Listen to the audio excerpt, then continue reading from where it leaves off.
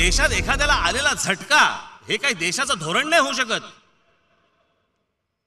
तुम्हाला एके दिवशी रात्री वाटलं की नाही नोटा बंद केल्या पाहिजेत, जे आरबीआयच्या गव्हर्नरला माहिती नाही, तुमच्या मंत्रिमंडळाला माहिती नाही, मंत्रिमंडळाला आतमध्ये बसवलं, त्यांच्याकडनं मोबाईल त्यांचे फोन काढून घेतले गेले की हे बातमी बाहेर देऊ नयेत म्हणून.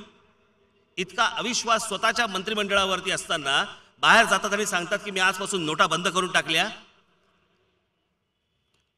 आजची देशातली परिस्थिती काय?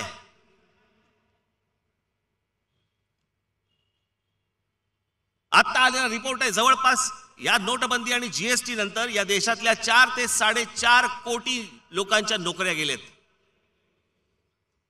सगळी चॅनल्स दाबून ठेवली आहेत, सगळी वर्तमानपत्र दाबून ठेवलेली आहेत, तुमच्यापर्यंत बातम्याच पोहोचवायच्या नाहीत.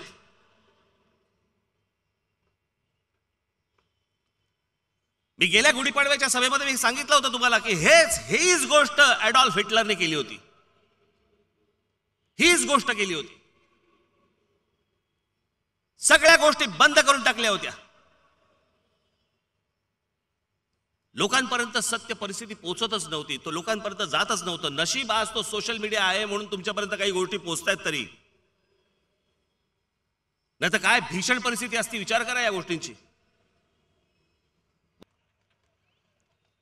काय म्हणून मला सांगा ना, आता पंतप्रधान भाषण करतायत आता देशभर, एका प्रश्नाचं उत्तर, एका योजनेबद्दल ते बोलायला तयार नाहीयेत. नोटबंदीबद्दल काय झालं सांगायला तयार नाहीयेत. मेक इन इंडियाचं काय झालं बोलायला तयार नाहीयेत. स्टार्टअप इंडियाचं काय झालं सांगायला तयार नाहीयेत. इतकी बेरोजगारी वाढली त्याचं काय झालं सांगायला तयार नाहीयेत. नोटबंदी केली त्याच्यानंतर 99.3% पैसे परत आले बँकांमध्ये, आरबीआय मध्ये परत आले, त्याच्याबद्दल खुलासा द्यायला तयार नाहीयेत. कुठे काय झालं काय बरं जरा सांगा.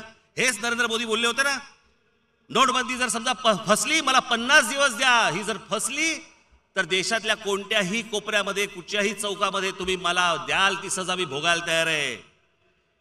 4.5 कोटी लोक बेरोजगार झाले या एका नोटबंदीमुळे.